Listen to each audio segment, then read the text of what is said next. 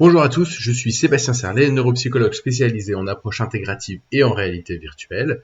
Aujourd'hui, je vais vous présenter une étude essentielle pour notre pratique clinique et surtout pour l'avenir de notre pratique clinique, c'est-à-dire l'impact de l'entraînement physique et cognitif en réalité virtuelle sur le fonctionnement exécutif, mais également sur la marche, surtout chez les personnes âgées, en double tâche, donc chez nos seniors qui ont un trouble cognitif léger ou qu'on peut appeler parfois MCI. Alors, c'est un article de l'IAO et collaborateurs qui est daté de 2019, donc c'est sur l'effet de la réalité virtuelle, basé sur donc de l'entraînement physique et cognitif pour pouvoir améliorer les fonctions exécutives lors de double tâches dans la performance de marche chez les personnes âgées. Donc c'est ce que je vous disais dans cette introduction et on va voir un tout petit peu du coup quel est le protocole et comment en fait ça fonctionne. Alors, marcher tout en effectuant une autre tâche cognitive ou motrice, c'est un véritable défi pour les personnes présentant un trouble cognitif léger. En fait, à cause du déclin, ça impacte leur autonomie et ça augmente le risque de chute. C'est quelque chose qu'on voit beaucoup chez les personnes âgées, c'est-à-dire qu'avec un déclin cognitif, va augmenter le risque de chute. En tout cas, il y a une solution innovante qui peut être utilisée et qui pourrait donc améliorer leurs conditions. Et c'est donc ce qu'on va voir aujourd'hui, c'est la réalité virtuelle. Du coup, on va avoir donc l'équipe de chercheurs qui va mener donc cette étude et qui va donc comparer deux groupes de seniors. Un groupe qui va suivre un entraînement physique et cognitif classique, tout simplement, ce qu'on fait classiquement, du papier-crayon, des exercices de réentraînement cognitif et même physique. Et il va avoir un autre groupe qui va utiliser la réalité virtuelle pendant à peu près 12 semaines. Il y a 36 sessions avec des évaluations sur les fonctions exécutives et leur performance de marche en double tâche.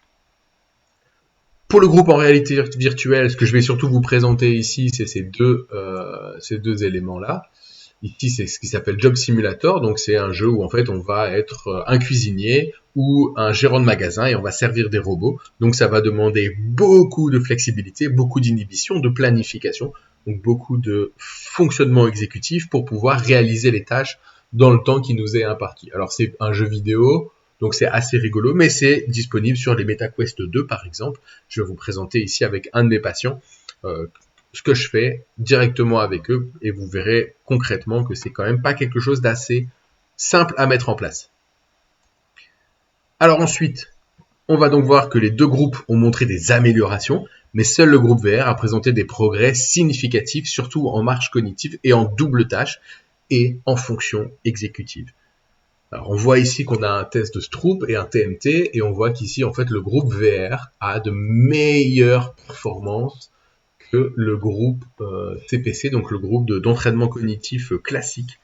Et en fait, ce qu'on va pouvoir tout simplement conclure, c'est que ça va suggérer que la réalité virtuelle permet une meilleure intégration des capacités cognitives, mais aussi et surtout motrices. Ce que ça veut dire concrètement, c'est que en utilisant la réalité virtuelle, on améliore encore plus les fonctions cognitives. Donc, quitte à si on doit faire de l'entraînement cognitif pour améliorer la flexibilité, l'inhibition, le contrôle cognitif, la planification, etc. En fait, l'idéal, c'est la réalité virtuelle parce que on est bien au-dessus en termes d'intégration et surtout en termes d'efficacité qu'une approche de rééducation neuropsychologique et cognitive classique et traditionnelle. Donc, ce que ça va impliquer pour notre pratique, tout simplement, c'est que cette étude, elle va encourager à intégrer davantage la réalité virtuelle dans nos protocoles de rééducation cognitive et motrice, et elle offre en fait un environnement qui va être immersif, stimulant et adaptatif, ce qui va optimiser la progression de nos patients. Puisque au-delà d'améliorer les fonctions cognitives, ça va permettre aussi de résoudre des problématiques du quotidien pour nos patients. Alors bien évidemment, à 75 ans passés en moyenne pour nos participants, le but ici n'est pas de reprendre la cuisine en mode service ou de travailler dans un... Alors au Japon, ça serait plutôt l'équivalent d'un combini ou d'un 7-Eleven, mais voilà, ça peut être assez intéressant de prendre le métro ou en tout cas d'avoir des tâches qui se rapprochent d'activités de la vie quotidienne et qui en fait du coup vont faire qu'on va être plus performant sur ces tâches-là, mais deux aussi du coup plus performant au niveau cognitif. Donc on va pouvoir renforcer les fonctions cognitives sous-jacentes pour pouvoir développer une meilleure maîtrise de nos compétences cognitives. Donc la conclusion de l'étude va être de nous inciter à programmer davantage de solutions en réalité virtuelle, mais surtout d'intégrer la réalité virtuelle déjà dans nos pratiques. En fait, l'intégrer, c'est offrir aux patients une rééducation plus efficace et aussi quand même plus motivante. Et si vous souhaitez du coup en savoir plus, vous pouvez directement me contacter, laisser un commentaire et je peux vous expliquer un peu en détail comment on peut faire ce genre de choses. Comme d'habitude, le lien pour l'article sera disponible dans la description et je vous mets du coup également en partage quelques exemples avec certains de mes patients qui sont passés entre mes mains, entre mes outils de réalité virtuelle, surtout sur ces exercices-là, pour voir un petit peu la complexité que ça peut être pour eux. À bientôt!